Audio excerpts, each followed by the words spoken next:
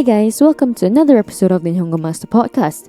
I'm your host Azra, and what better way to celebrate the spring season than with some festivals, am I right? Today's topic will be all about spring festivals in Japan.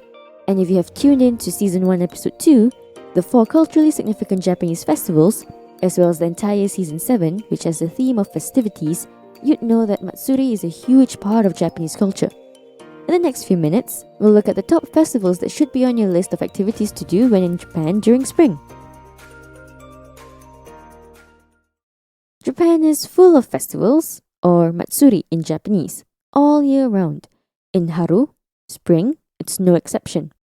Festivals pop up island-wide to celebrate in the warmer weather for a variety of things. In Japan, festivals feature food stalls known as yatai, performances, and other cultural events.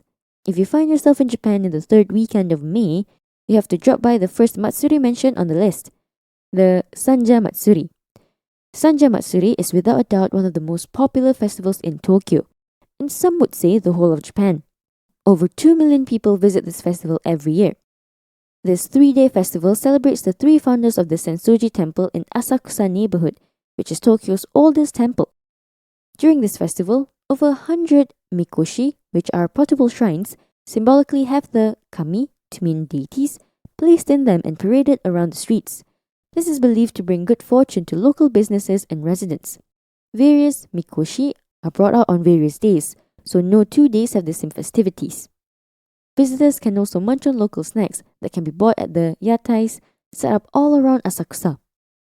On top of the mikoshi parade, there are also other parades which feature performances by dancers and musical ones of Japanese drums and flutes. You'll never run out of stuff to do, as other entertainment can also be found at Sanja Matsuri, like festival games set up all around the premises too. So, I must say it's without a doubt one of the best ways to spend a weekend, at an eventful and thrilling Japanese Matsuri like this. Now for a quick vocab recap. Matsuri, festival. Haru, spring. Yatai, food stalls. The second Matsuri worth a mention is the Hanamatsuri. If you know your Japanese, you would know that Hana means flower. You're right, this translates to the flower festival. But no, it's not to do with the cherry blossoms that bloom in the season, but it's actually for Buddha's birthday. The name of the festival is said to be chosen back in the early 20th century to show the coincidence of Buddha's birthday with the Sakura season. Hanamatsuri is also known as Kanbutsue to mean Buddha bathing party. It is held on April 8th every year in most of Japan's Buddhist temples, or tera in Japanese. This religious celebration is often overlooked because many are more fascinated by the cherry blossoms. But I can assure you that this is one you shouldn't miss out on if you find yourself in Japan during this time. On the day, you'll find a hanamido to mean flower pavilion in the temple's most important hall. The hanamido has a statue in a large shallow bowl surrounded by flowers, and this statue represents Buddha at birth in the form of a miniature adult with the left hand towards the ground and the right hand towards the sky.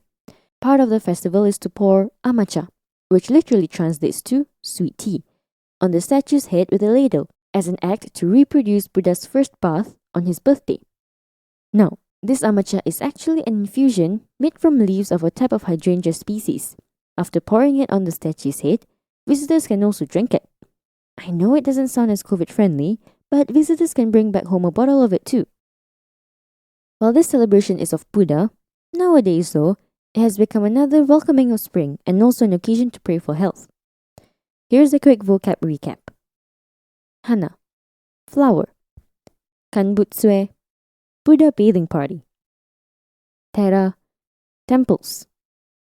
Hanamido, flower pavilion. Amacha, literally translates to sweet tea. By the way, if you haven't checked out our official website yet, why not give it a browse? At Nihongo Master, we offer efficient Japanese lessons that are quick, easy, and fun for Japanese language learners of all levels, from beginners to advanced. Our smart tools will assist you in areas where you need a little bit of a push and congratulate you on the ones you've aced. With a community of over 50,000 Japanese students, you're not alone on your learning journey. Make new friends and improve together with our point system, collecting points as you go along. Ask away any questions you have on our group discussion pages. There's sure to be others as well as our Japanese instructors that are quick to answer. You can also take Nihongo Master with you on the go and learn Japanese as you trot the globe. Practical, right? Now, the third festival you should attend during spring in Japan is basically any Sakura festival. Sakura is the Japanese word for cherry blossoms, and these blooming cherry blossoms are one of the biggest attractions of the country. We've talked about Hanami in Season 11, Episode 5, which is a popular activity where people have parties and picnics under cherry blossom trees.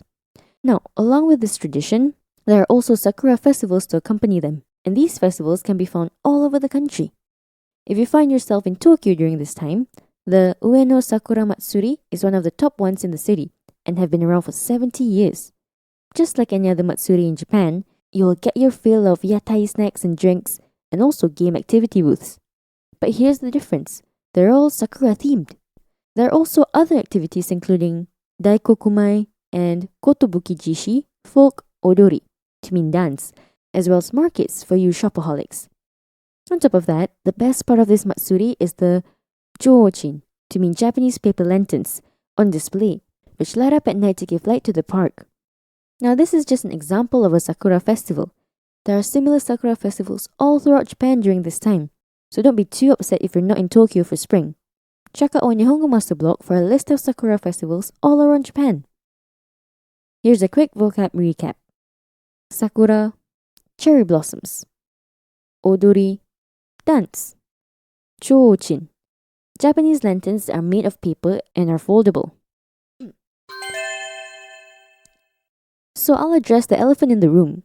Not all of us listening to this are in Japan. In fact, some of us can't get in. While there has been a bit of news of borders opening up in Japan, it hasn't quite reached the point where the country is fully open. It's another Japanese Sakura spring that we have to miss. But here's the thing. I've done Google searches and I've found more than a few Sakura events in the city I'm in. And if you're in the US, that's amazing, because there are tons of Sakura events in the country. For example, one of the most popular Sakura events is the National Cherry Blossom Festival in Washington, D.C. This festival is run by a non-profit organization and features a few events, exhibits, and even performances related to cherry blossoms as well as US-Japan relations. You'll get your fill of fireworks, concerts, and parades at this festival. As the festival doesn't take place on just one day, but a few weeks, there's hope the cherry blossoms will bloom during the festival, which runs from March 20th to April 17th. Another big US Sakura-related festival is the Sakura Taiko Fest 2022, also in Washington, D.C., featuring a full day of drumming, performances, and celebrating the Japanese-American culture. This Sakura event was on a hiatus for 2 years, but is now up and running again, which is the case for many events. These are just a few out of the dozens of festivals happening in the US for Sakura. And for those not in the US, I bet there are some in your area too. If you do a quick Google search, not only are there festivals, but there are also so many open, free admission public events organized by the people. While it may not be a full festival with performances, there are those who organize walks, picnics, gatherings, and parties. As I said at the start, festivals are a significant part of Japanese culture, so there's definitely way more Matsuri happening in spring in Japan than the ones I mentioned in this episode. Anyway, for those of you in Japan, will you be attending to any of them? For those not, will you go to a Sakura Matsuri near you? Tell us your thoughts by commenting on our social media platforms. You can find us on Twitter, Facebook, and Instagram. Also, head over to the Nihongo Master blog if you're interested in reading up on topics like these some more. And if you're keen on picking up some more Japanese for yourself, pop onto our official website, nihongomaster.com, to learn more. While you're at it, why not get yourself a subscription? Get a head start on your Nihongo journey with Nihongo Master. And thank you so much for listening in.